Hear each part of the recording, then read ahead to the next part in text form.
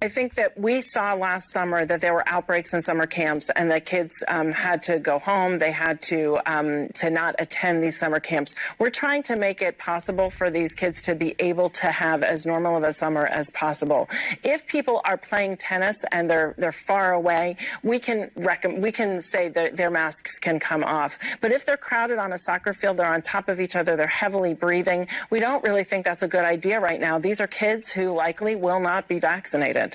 Well, okay, I mean, but doesn't the science say that you're so much less likely to pass it outside at this point? And doesn't the advantage of kids being able to do things, more things, doesn't that outweigh the very low risk?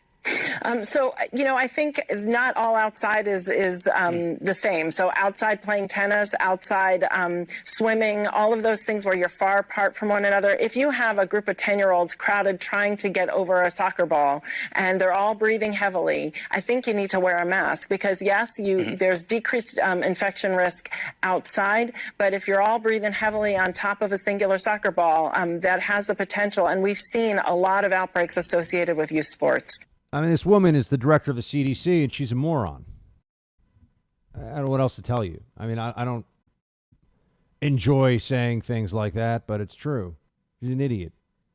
You're going to have kids running around in 90-degree heat in camps playing soccer with a mask on?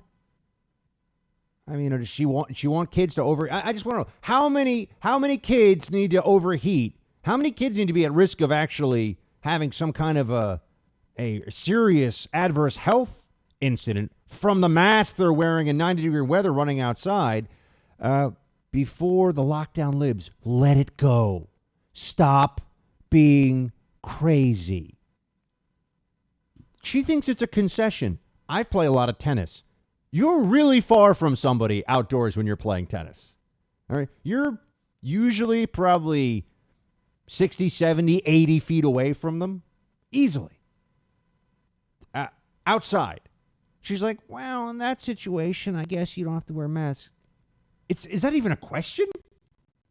Well, yes, it is, because the CDC is so stupid and so incompetent that their initial guide, and so muddled as well in the guidance, but initially it was, all outdoor activities, you want kids to wear masks. Kids, clear this thing, they are fine. Okay? By the time we get into this summer, if someone has chosen not to get vaccinated, that's their choice. That's then on them, and they deal with the risks inherent in it. This is the only way we get back to a normal society, by the way. How many months do we have to have of free vaccines? Come and get them, come and get them. And, what are we promising? There's perfect safety from COVID? We'll never achieve that. But these are people that aren't leaders at the CDC. They're not coming up with brilliant ideas. How many times, I really mean this, how many times has Walensky or Fauci said anything that you didn't already know? Never mind the things that they've said that were stupid, or that you knew were made no sense. But how many times you say, wow, I really learned something from this thing? They're basically like, there's a virus, it spreads a lot. There's a couple things that we think maybe kind of help, but we don't really know in terms of preventing the spread. And there we go. That's it. There's really nothing that they've come up with all along here. It's so funny. I won't even get, there's a kind of a pretty prominent left-wing thinker who we had a DM exchange a while ago. And I thought about going back and getting into it. Now, this guy's he's a left-wing guy. I don't know how many of you would know him, whatever. He's very wealthy, too. And he was so surprised at me because I was making fun of the test and trace program and just basically saying test and trace is moronic beyond words. It's never going to work. It's not going to do anything. You can never do this on a level where you even get valuable data. And he was just incredulous at this idea. What do you mean? We're going to know where the transmission's happening. We're going to know the level of transmission. This is critical to getting them. And this is somebody who's he's kind of a tech bro, and he's and I looked at this exchange again. I was looking for something else, and I came upon it. I just realized. So here's the super rich, data-driven tech guy, and here's me, little old Mr. Buck, having an exchange about whether this data will even be able to be acquired and whether it will be useful. And I was 100% right, and he was 100% wrong. And that was back in June of last year. It was almost exactly a year ago now.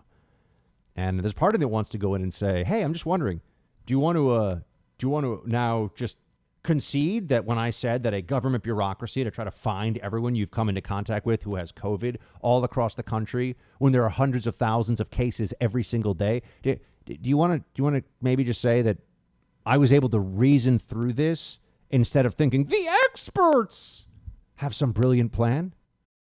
There's so many examples. I went back, I was looking into some of my messages. There's so many people that were just incredulous.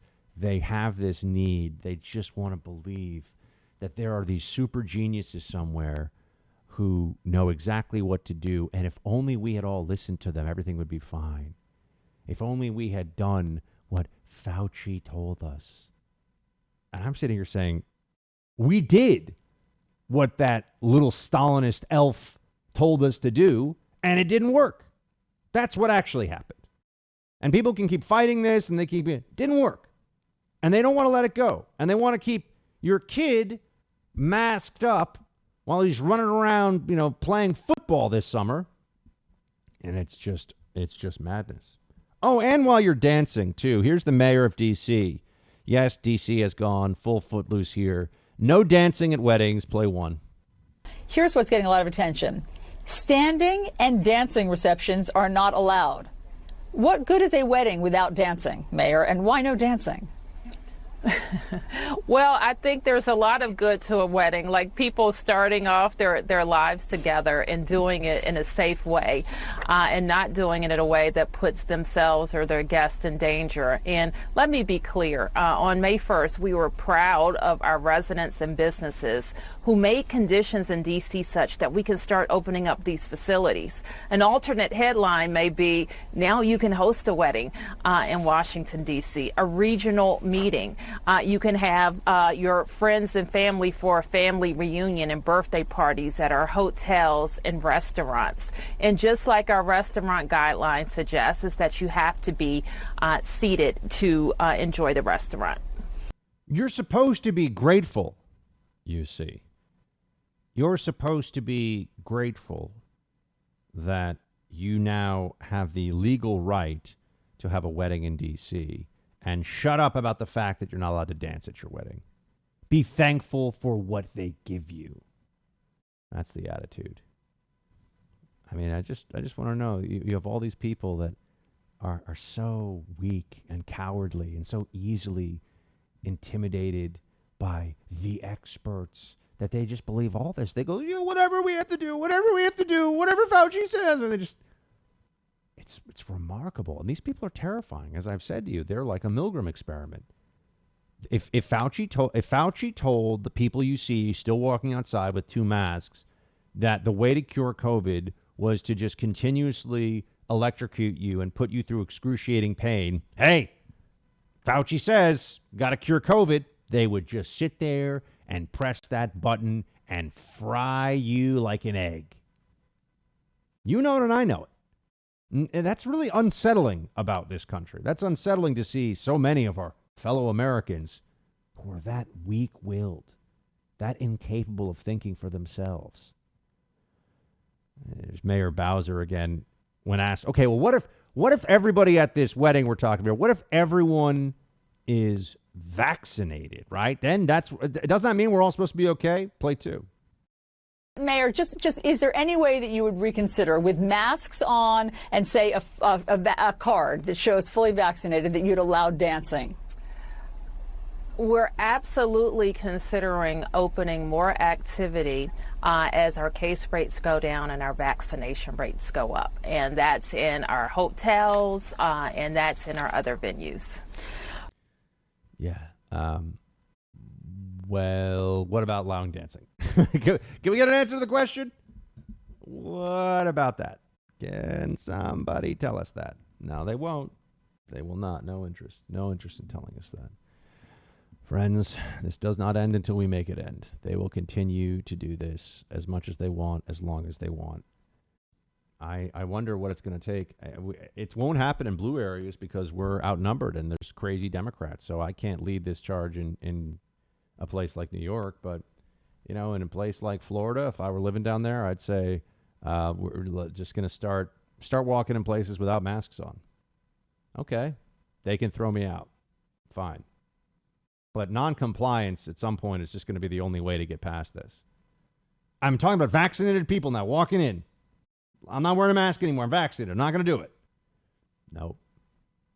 Nope, they won't relent. We're going to have to push back. That's where this is. They won't just let it go. They're crazy. These people have lost their minds. Thanks, Fauci, for ruining America and saving no one in the process.